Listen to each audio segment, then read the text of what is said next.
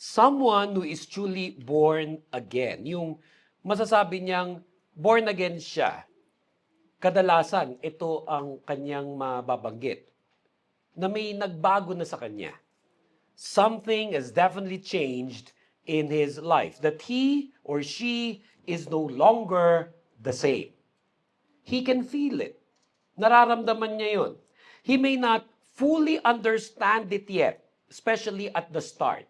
Ano ba itong pagbabagong nangyayari sa aking buhay?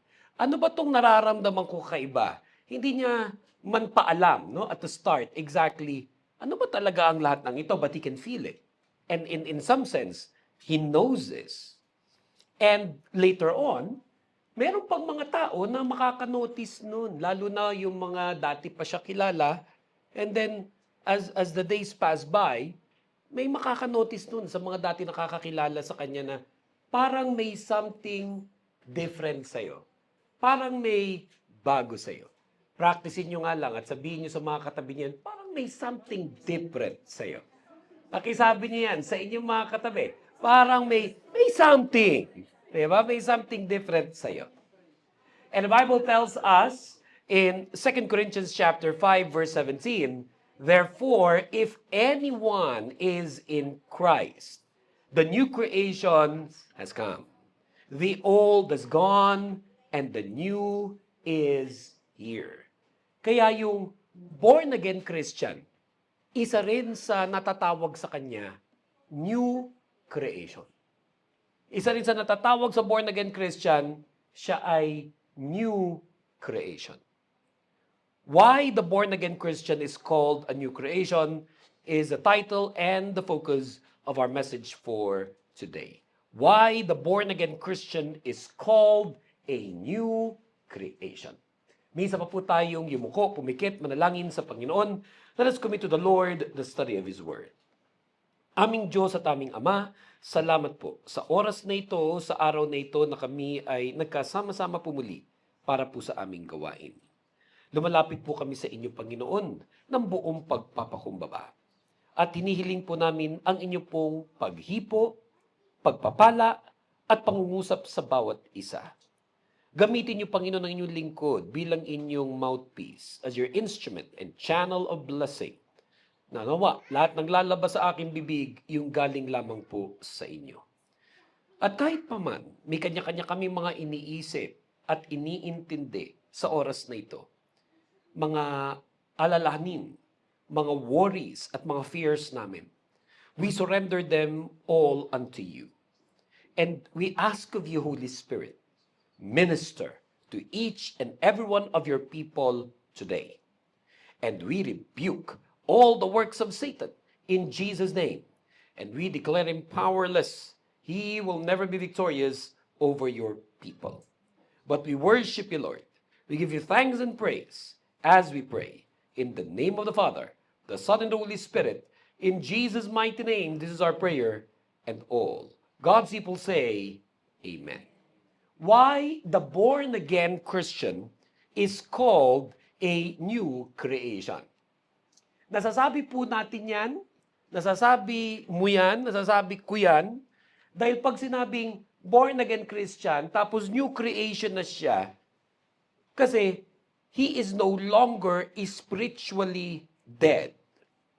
Nasasabi ng isang born-again Christian na ngayon siya na ay isang new creation, because he is no longer spiritually dead.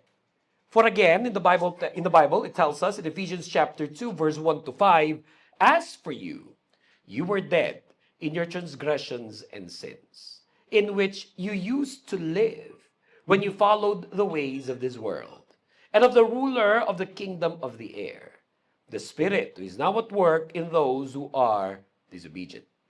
All of us also lived among them at one time, gratifying the cravings of our flesh and following its desires and thoughts like the rest. We were, by nature, deserving of wrath. But because of His great love for us, God, who is rich in mercy, made us alive with Christ, even when we were dead in transgressions. It is by grace you have been saved. We would often hear in many churches, in many preachings of pastors, yung the grace of God, the mercy of God, the goodness of God, the love of God. Pero yung mga words na yon, nakita mo sa buhay ng isang tao nung naranasan niya yung maborn again. Yung maranasan niya na yung espiritu niya na dating patay ay binuhay ng muli ng Diyos. At ang sabi nga doon yung born again, made alive with Christ. So, dating patay, pero ngayon ay nabuhay ng muli. Oh, just imagine kung halimbawa, sa isang punerarya, may nakaburol. Nung unang gabi, pumunta ka pa dun. Nung nalaman mo, nung pangalawang gabi, bumalik ka. Pero nung pangalawang gabi, habang nagkwekwentuhan kayo, unti-unting bumabangon. Yung nasa kabaong. Diba? Siguro tayo, na makakakita noon, baka medyo kabahan, at matakot dahil bakit bumabangon ito? Pero paano kaya yung mismong patay? Siguro siya, kakaiba rin na mararamdaman niya. At marahil kasama doon ay matinding kagalakan. Na, teka, patay na ba ako? Ba't nabuhay ako muli? And just imagine that now is spiritually. Na kung paano tayong lahat, bago naranasan yung grace, mercy, goodness, love ng God, spiritually dead. At dahil nga spiritually dead, iba yung nagiging buhay. Iba yung mga nagagawa, ginagawa. Iba yung mga nakakasama. Pero dahil sa grace, mercy, goodness, love ng God, pinarana sa iyo, ibinigay sa iyo yung born-again experience. And now, you are no longer spiritually dead. We are no longer spiritually dead. But as a born-again Christian, you are now made alive with Christ. Therefore, you are now a new creation. Kaya yung patay pa rin ang espiritu, hindi new creation yun. Ang makapagsasabi na new creation siya at nararamdaman niya na may bago talaga sa kanya, yung dating patay yung espiritu pero ngayon buhay na. Ngayon ay buhay na. Kaya ako man o kayo na naririto o nakikinig nito na alam mo born again ka na. Kaya nasasabi mo na ngayong I am a new creation. I am a new creation. Because my spirit is no longer dead. It is alive. My spirit is no longer dead. It is alive. Kaya ang tao, I said this many, many times, nung ipinanganak as a baby, pinanganak physically, buhay yung flesh. Pero yung spirit nun, until maborn na ganyan, yung spirito nun patay. Kaya, ito yung physical body, ginagawa ang lahat ng ginagawa ng mga taong nabubuhay physically, pero yung spirito patay. Kaya yung moment na yon na nararamdaman mo na may something different. Nakikita ko na yung mga bagay na hindi ko nakikita noon. Naririnig ko na yung mga dating hindi ko naririnig noon. Totoo nga. Now I'm born again. Now I'm made alive with Christ. Now I am a new creation. At nararamdaman yun eh. Nararamdaman yun. It's very difficult to explain it actually. There could be many words that we could attempt to use to describe that emotion and that feeling. Pero sa tunay na nakaranas ng born-again experience, yung tunay na naranasan yung to be made alive with Christ at ngayon a new creation, isa sa marahil na nasasabi nun, because we have been forgiven of our sins. Yung nararamdaman na different.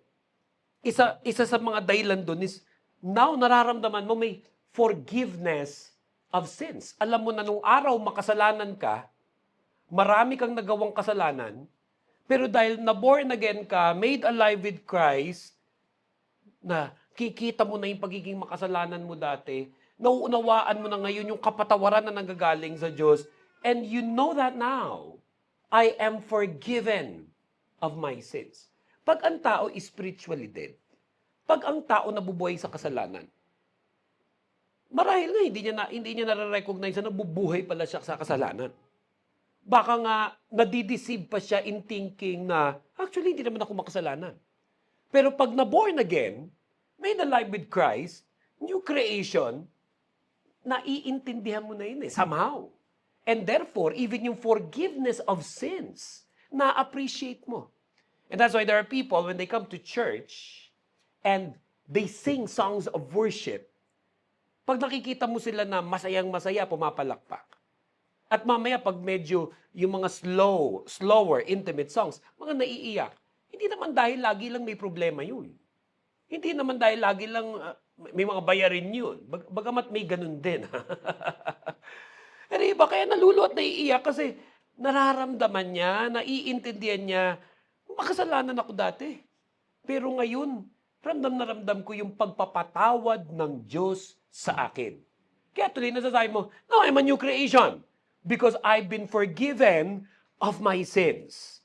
In Colossians chapter 1, 13 to 14, it says, "For He has rescued us from the dominion of darkness and brought us into the kingdom of the Son He loves, in whom we have redemption, the forgiveness of sins."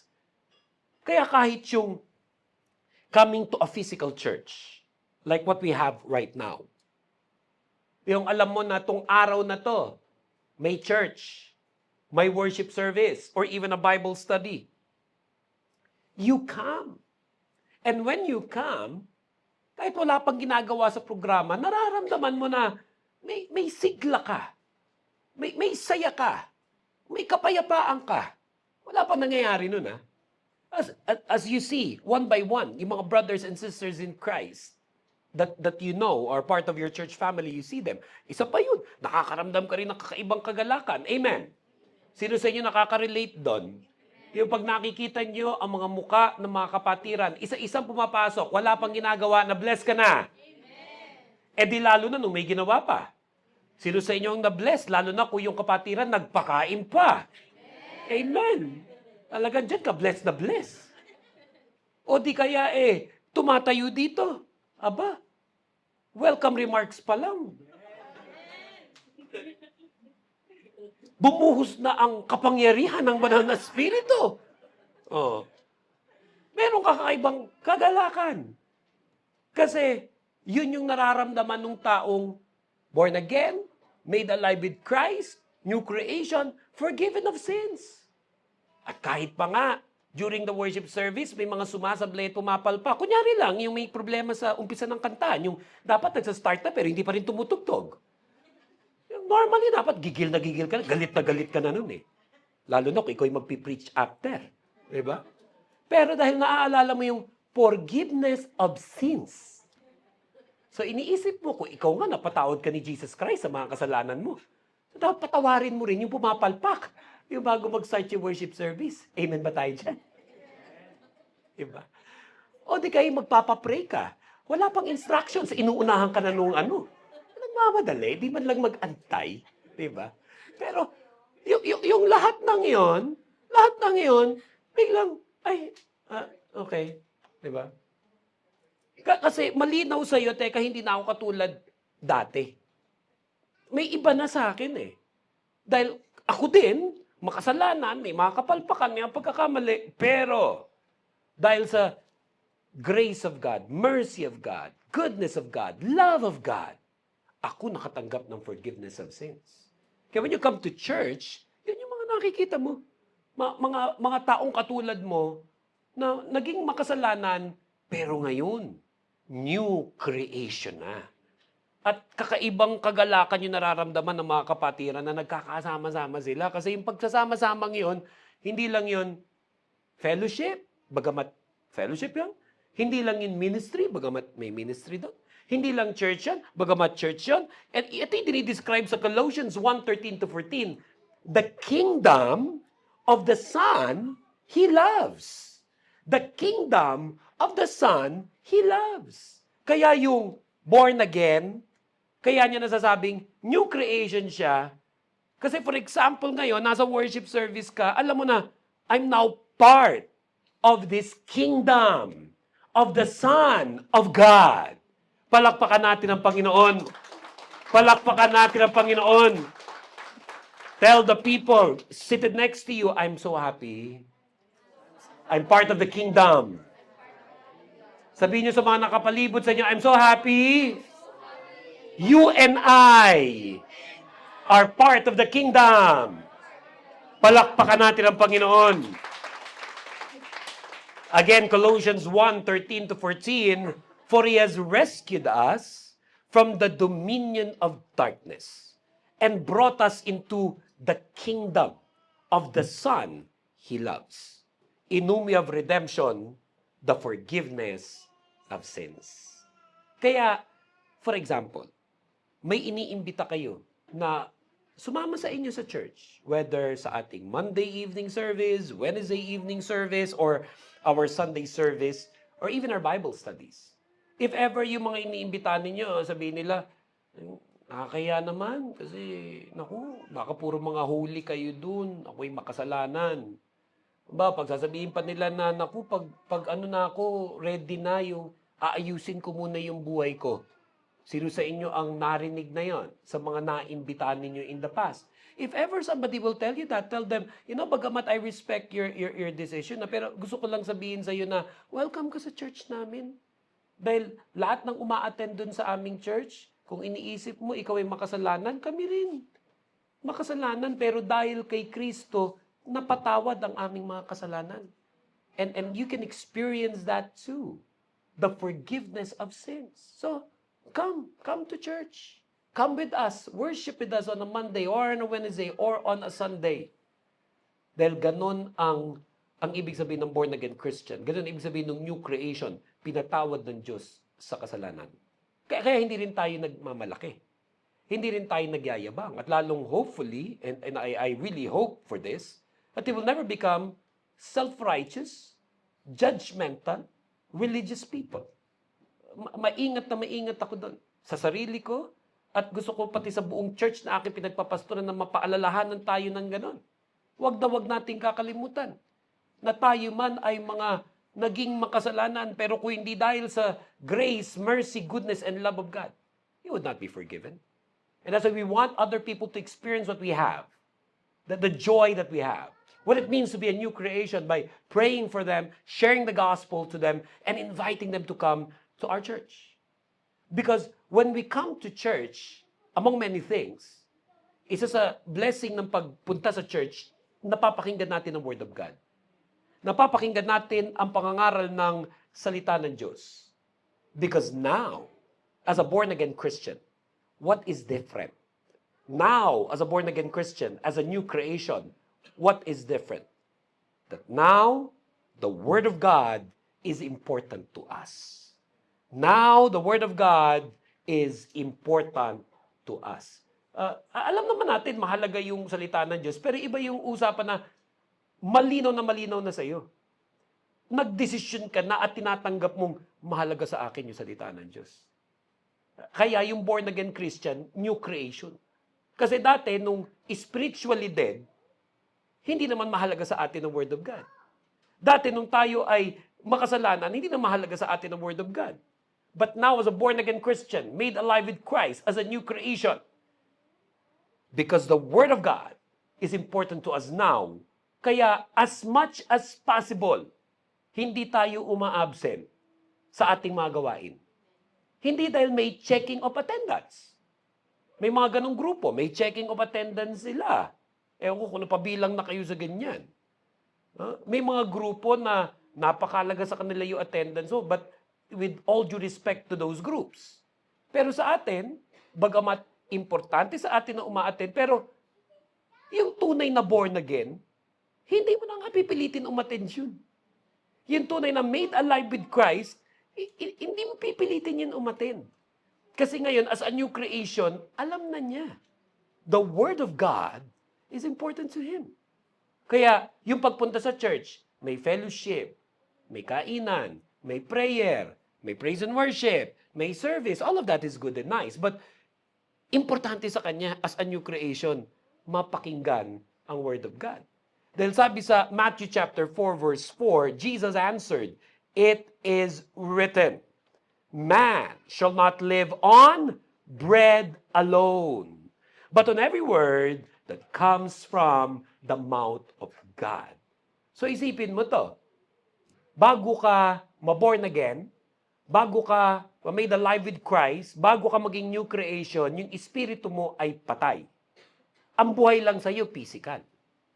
Kaya dati, ang pinapakain mo lang ng lubusan ay ang physical.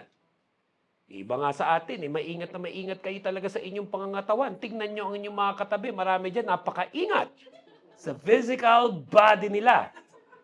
Sinisigurado nilang hindi yan nagugutom. Amen! Hilingin nyo nga ang permission ng inyong katabi na pisilin ang mga bilbil ninyo. At doon mo makikitang alagang-alaga. Alagang-alaga, bawal magutom. Diba? May mga panahon pa nga, diba, na pag nagki-cravings ka, hinahanap mo yung magsasatisfy ng cravings mo. Baka nga habang nagpipreach ako ngayon, habang nakatingin kayo sa akin, ang nakikita ng iba ay crispy pata. Baka iba ang nakikita ay ube halaya. Ang nakikita ay tiramisu. Ang nakikita ay yung mga cravings nila. Because there are people na masarap kumain eh. Again, pakitignan nyo ang inyong katabi at pakisabing parang ikaw yung dinidescribe. I-describe, di ba? Nakamit na kayo ng gano'n, yung ang sarap kumain, ang sarap dalhin sa buffet. Pag dinala mo sa mga buffet, ay sulit na sulit. At luging-lugi yung pinagdalang buffet. Diba? Kung yung physical body nga, kung paano nating busugin. And then later on, of course, as you grow older, you realize na hindi lang sa pagpapabusog yun, yung proper nutrition. Dapat ngayon na yung espiritu natin ay na-born again na. Spiritually alive na. Yung espiritu rin, hindi dapat pabayaan. Kailangan ma-nourish properly ang ating espiritu. Dahil ngayon, meron ng physical, no? You've always been physically alive, pero ngayon yung espiritu mo ay buhay na rin. So you are now physically alive and spiritually alive at the same time. Dalawa na ngayon ang binubuhay mo. Binubuhay mo yung physical body mo at dapat mo ring buhayin ang iyong espiritu. Hindi mo dapat siyang pabayaan. Kaya yung pagpunta natin sa church, kaya ka hindi uma-absent. Besides na magfe-fellowship kami, mag-worship kami, magpe-pray kami, magsiserve kami, magta-tithes kami. Hindi ka uma-absent kasi alam mo, ito yung time. Ito yung araw na mafe-feed yung aking espiritu. At yung tunay na born again Christian nga, sa totoo lang, pag tunay na born again na yan, kung paano every now and then, nagugutom ang physical body. Diba? Maraming mga diet plan eh. May mga diet plan na yung paunti-unting kain. Pero whole day yun. Diba? Kasi mabilis na nagugutom. Pero paunti-unti. Tapos meron naman yung OMAD, yung once a day lang kakain. At marami pang iba. Pag tinitingnan ko nga yung marami sa inyo, parang napakarami ng mga diet plan na in-apply yung mga nandito sa harapan. Ano kaya mga nag-work sa mga diet? Yung mga no rice, yung mga low carbs, ganyan. Ano? Pero yung tunay na born again, yung espiritu niya, gusto niya lagi na-feed. Gusto niya laging napapakain. Kaya pag nababalitaan niyang, ito yung Sunday worship. Meron pang Monday worship. Monday evening. Meron pang Wednesday evening worship. Hindi niya iniisip na, naka-worship na ako. Hindi. Hindi na kailangan din pilitin yun. Siya na yung naghahanap kasi gusto niya nanonourish yung kanyang espiritu. Isa yun sa indicator na tunay na born again na to. Hinahanap-hanap niya yung salita ng Diyos. Dahil sa ating patuloy na pakikinig ng salita ng Diyos, nabibuild ang ating faith.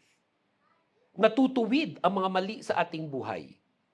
At itong huli kong babanggitin ay isa pa sa dahilan kung bakit nga yung born again, tinatawag na new creation. Dahil sa kaka-attend niya ng church, dahil sa kanyang pakikinig ng Word of God, it's resulting that that person has learned to put God first in his life. Kaya pag sinabi nating born-again Christian, made alive with Christ, new creation, because we put God first now in our lives. In Matthew 6:33 to 34, it says, "But seek first His kingdom and His righteousness, and all these things will be given to you as well. Therefore, do not worry about tomorrow, for tomorrow will worry about itself. Each day has enough trouble of its own." Love na love ko tong verses na to. Nung araw, umihinto lang ako sa Matthew 6:33. Satisfied na ako na na-memorize ko yung Matthew 6:33. Pero I got to realize, kung i-memorize mo na rin, idugtong mo na yung 34. Dahil ang sabi doon sa verse 34, "Therefore, do not worry about tomorrow, for tomorrow will worry about itself. Each day has enough trouble of its own."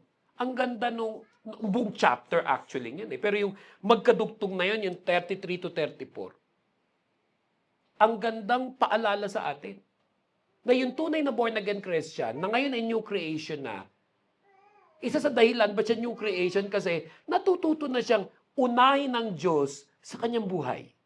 Whether it is His time, with regards to how He uses His time. So kahit busy siya sa trabaho, busy siya as a husband, as a wife, as a mother, busy siya sa business o kung saan man, aayusin niya yung lahat ng kabisihan niya para kahit gaano siya kabisi, hindi pa rin siya mawawala sa gawain ng Panginoon. Kasi natuto na siya, new creation na siya. Hindi lang niya dinadagdag yung gawain dahil libre lang siya. Kundi inaayos na niya yung buong buhay niya kasi ang priority na niya ay si Lord. Pagdating sa talent niya, experiences, education, alam niya may mako-contribute siya. Kaya when you say, "I put God first in my life," nagpapagamit ako sa Panginoon. Kung paanong nagagamit ako at na-utilize sa kumpanya namin, pero nyo marami sa inyo nakaharap ko ngayon, napaka-blessed ng mga company ninyo na doon kayo nagtatrabaho. Amen ba dyan? Pero inyo, hindi nila alam yan. Yun nga lang sayang doon. Hindi nila alam. Pero kung alam lang nila, pero inyo, kayo na mga nagtatrabaho doon, mga kesisipag. Mga nagtatrabaho doon, kay gagaling. Kayo mga nagtatrabaho doon, kay gagwapo at kay gaganda. At sexy pa. Kibubuting mga tao. At ngayon, mga born-again Christian, new creation, anak ng Diyos, blessed na blessed sila. The mere fact that there's somebody like you who is a believer of Jesus Christ that are in their company, kung alam lang nila. Kaya pag halimbawa, minsan nakakaramdam kayo ng frustration o disappointment o minsan parang hindi kayo nare-recognize o parang you're even treated poorly, isipin mo lagi, kung alam nyo lang kung gaano kayo ka-blessed na may katulad ko na nagtatrabaho dito. Bukod pa sa lahat ng nasabi ko, kasama na yung dahil sexy ka. Pero may anak ng Diyos na nagtatrabaho doon. May born-again Christian, may new creation. Nadadamay sila sa blessing ni Lord sa'yo. At kung dumating man ang araw, for example lang, bawasan nila sweldo ninyo, lugi sila. Kung dumating ang araw, tinanggal nila kayo, lugi sila. It's not your loss, it's theirs. Pero ikaw, na natutunan mo na sa buhay mong unahin si Lord. Ayan, napakagandang pangako at dito tayo magwawakas. When you're a new creation, this is how you think. But now you're putting God first in your life. Matthew 6:33 to 34 says, "But seek first His kingdom and His righteousness, and all these things will be given to you as well. Therefore, Do not worry about tomorrow, for tomorrow will worry about itself. Each day has enough trouble of its own. When somebody asks me, Pastor, kayo hindi rin po ba kayo nag-aalala sa mga kaganapan sa inyong lugar o sa buong mundo? Nag-aalala rin naman. May mga iniisip din ako. Pero proven na si Lord eh. Proven na ang kanyang mga salita. Nung paman totoo na yan, naranasan ko kung gaano katotoo yan, at hindi nagbabago ang ating Diyos. Jesus Christ is the same yesterday, today, and forever. So we can put God first in our lives and know that His promises are true. So anuman yung mga iniisip natin para sa ating kinabukasan, if you are a born-again Christian, if you are a new creation, then I would like to challenge you as a new creation in the Lord to always put God first in your life. As a true born-again Christian, made alive with Christ, as a new creation, to always put God first in your life. Kindly bring out your cell phones, paki-zoom ninyo ito at paki-picture ninyo and post it on your social media so that many people can see this. Many people can see what you believe in, what we believe in. And can you repeat after me and say these words? Put God first in your life. Say it again. Put God first in your life. And say it to yourself one more time. Put God first in your life. Let us pray. Aming Diyos at aming Ama, salamat Panginoon sa mensaheng napakinggan po namin sa araw na ito. Na nagpapaalala po sa amin ng kahalagahan na maging isang born-again Christian, maging isang new creation that puts God first, na inuuna ang Panginoon lagi sa aming buhay. Thank you for teaching us to put God first in our lives. Patawarin niyo po kami sa mga panahon na hindi ganun na nagiging mindset namin, hindi ganun yung aming pamumuhay. But we thank you for your patience with us. We thank you for your grace, mercy, goodness, and love for us. Why we are born again. Why we have been made alive with Christ. Why we are now a new creation. But Lord, as we have heard your word tonight, this is our desire, to put you first always in our lives. Mga kapatid sa Panginoon, as all heads are bowed down and all eyes are closed, I'd like to ask you to lift both of your hands to the Lord as we pray for our worries, as we pray for our fears, as we pray for our anxieties. Come and lift those hands to the Lord and believe with me tonight. Father in heaven, we lift to you all of our worries, our fears, and anxieties. May mga iniisip po kami ngayon. May mga bumabagabag sa amin po ngayon. May mga na-trigger sa amin ngayon. Pero sa lahat ng ito, Panginoon, we just heard your word. And we believe in your word. Especially what we've heard sa Matthew 6:33 to 34. And so we choose today to surrender everything to you, to rest in your promises, to believe that your word is true. And so today, we lift to you our tomorrow. For though we do not know what will happen tomorrow, but you hold our future in your hands. And we trust in you, Lord. We believe in you, Lord. Thank you for making us born again. Thank you for making us alive with Christ, for forgiving us of our sins, and for bringing us to the kingdom of your Son. We thank you, Lord, that now we can see and hear spiritual things, that we can hear your word, and you're teaching us to put you first in our lives. We give you glory as we pray. In Jesus' name, amen. Palakpakan po natin muli ang Panginoon.